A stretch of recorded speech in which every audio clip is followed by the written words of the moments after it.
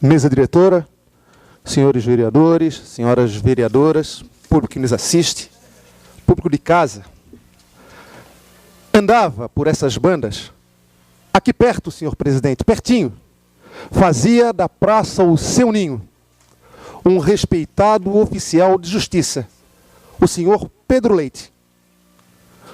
Um homem que vivia na beca, assim dizia toda a gente. Chapéu de coco cartola, terno de corte, suspensório por dentro. E lá ia ele pelas ruas e ruelas, gravata arrumada e uma bengala que às vezes se transformava em espada. Quando ele passava, todo na pompa, o pessoal logo gritava: "Ô, seu Pedro, vai ter cacumbi hoje, presidente?" E ele respondia. Andava mais um pouco, parava, balançava a bengala, olhava as pessoas e dizia: "Não, gente, hoje é sexta-feira, é dia de trabalho. Domingo é dia de xirê, dia de cacumbi, com a bênção de Nossa Senhora do Rosário e São Benedito. E salve todos eles." E lá ia ele. O seu jeito de caminhar, vereadora, me lembrava um personagem de cinema. Eu muitas vezes ficava ali escondido, vendo ele passar, para me certificar de que aqui, no centro histórico, morava um senhor que andava igual ao personagem Carlitos. Mas eu também devo admitir que aquele personagem era bem melhor do que o personagem de cinema. E olha que eu adoro cinema. Pois bem, mas o fato é que o seu Pedro Leite era negro. É negro, assim como eu, como meu pai, como meu avô, como os meus ancestrais. E isso me fazia acreditar que eu era parente dele.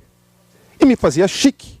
Vereador Batiste, afinal de contas, eu era descendente direto do oficial de justiça de São José da Terra Firme, o seu Pedro Leite.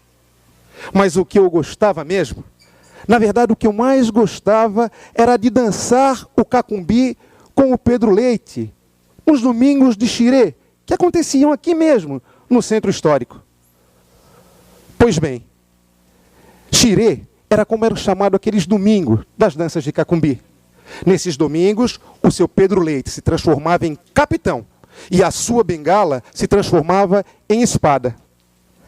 Meu pai me contou também que xirê, em Iorubá, uma língua que veio lá do outro lado do Atlântico, quer dizer brincadeira, diversão, festa. Diziam que tinha sido ele, o seu Pedro Leite, o Pedro do Cacumbi, que apresentou essa palavra aqui mesmo na comunidade. Papai contou-me também que certa vez foi até a casa dele. Chegando lá, tem uma biblioteca enorme, com muitos livros. Eu perguntava: "É enorme quanto? Tem muito livro? Ele já leu tudo?" Eu adorava ler. Adorava não. Eu adoro ler. Ler me transporta a outros lugares. Lendo, a gente consegue viajar sem sair do lugar. Quando a gente menos espera, estamos ali, nas terras de ninguém. E o meu pai vendo a minha ansiedade, ele respondia: "Ô filho, ele disse que na casa dele tinha aquela montanha de livros, porque ele acredita que os ancestrais dele também viviam em montanhas. E aquilo servia para simbolizar essas montanhas." Ele dizia ainda que na época dos seus ancestrais, muitas eram as histórias contadas nos beirais das casas. Naquela época era muito difícil ter um livro na casa de um afrodescendente. Diziam ainda que para cada ancião morto em África, era como se queimasse uma biblioteca inteira. Ele era assim, o seu Pedro Leite. Ele gostava de aprender sobre seu povo para ensinar para a nossa gente. Vereadora, o meu pai adorava o seu Pedro Leite. E eu, estivesse onde estivesse, quando eu ouvia os tambores e a voz do capitão, eu saía correndo, o vento me batia na face e eu só queria dançar o cacumbi e ouvir os tambores. Muitas vezes o meu pai veio comigo também até aqui, no Coreto, na Praça Central. Naquela época, o cacumbi era dançado somente por homens.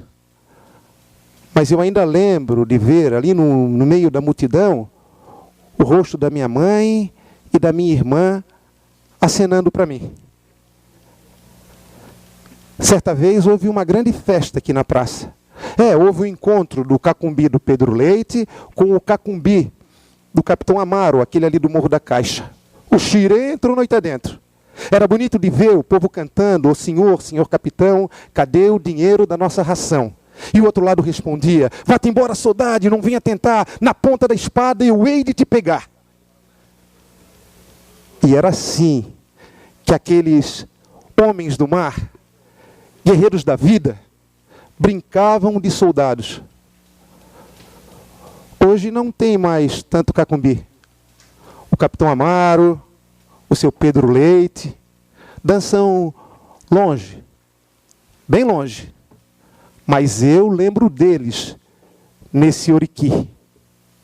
E todas as vezes que eu vou aqui, na praça, no centro histórico, aos domingos, que eu passo pelo Coreto, eu grito bem alto: é cacumbi, é catumbi, é ticumbi, é carnaval.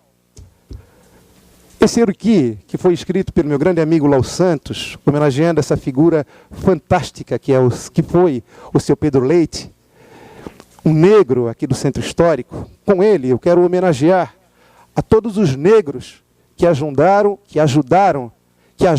a construir a nossa história, que ajudam a construir a história dessa nação. Por isso eu dou um salve a todos eles, nesse dia 20 de novembro, Dia da Consciência Negra. Salve Zumbi dos Palmares. Obrigado, boa noite.